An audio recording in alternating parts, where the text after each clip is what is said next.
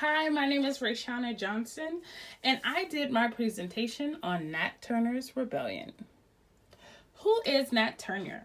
Now, Nathaniel Nat Turner was born in Southampton County, Virginia on October 2nd, 1800, to a plantation owner named Benjamin Turner, hence the last name. Unlike other slave masters, Benjamin Turner showed Nathaniel how to read, write, and learn the fundamentals of religion. Now, in my research, I did find out that he ended up running away, but then he had his first vision, which was to go back to his earthly master. Now, Nathaniel believed he was chosen by God to lead them from bondage due to the three visions he had. He was often considered a leader as well as a preacher on Benjamin's plantation, which made it easy for people to trust his direction. Following the death of his master, he was sold to Thomas More, who would later die as well, and finally making his master Putnam More, which was a kind child.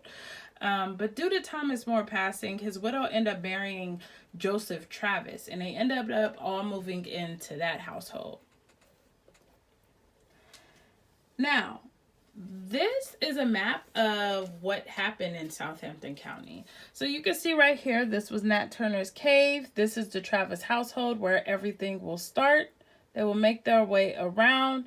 You have Jerusalem right here where he was executed and also skinned.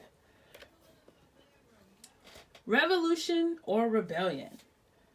Revolution is to overthrow the government for a favorable system, getting rid of the opposing power completely. Whereas a rebellion is the act itself, whether of violence or open resistance through civil disobedience to establish rule, normally as a result of an unsuccessful revolution. Revolutions are things such as the Haitian Revolution, when they got rid of the enslaved system that did not benefit the people. Whereas Nat Turner's rebellion was a violent rebellion to fight slavery, and in turn it still failed. Now, they both had a common goal, which was to end enslavement by using a charismatic hero to gain trust of others. They both became an army, but unlike the Haitians, Nat Turner's was more disorganized, while the Haitian slaves were a disciplined army with structure. So, the rebellion. On February 1831, an eclipse of the sun was taken as a sign by Nat about his third vision, which was to fight the serpent. Nathaniel then decided it was time to confide in his close four friends, Henry, Nelson, Hark, and Sam. Together, they decided on the 4th of July, they would hold the insurrection. But due to Turner becoming ill, they pushed it back, which gave them more time to work on their strategy. Now, due to Nat Turner being a preacher, he would use his preachings to recruit other slaves. The final sign was an atmospheric one. On August 13th, the sun appeared bluish-green, which let them know in 1 week they should meet in the woods and move forward. At 2 a.m., August 22nd, Nat and his followers killed the entire family of the Travis household as they laid sleeping. It did not stop there, but instead they went from house to house, killing all the white people they've encountered.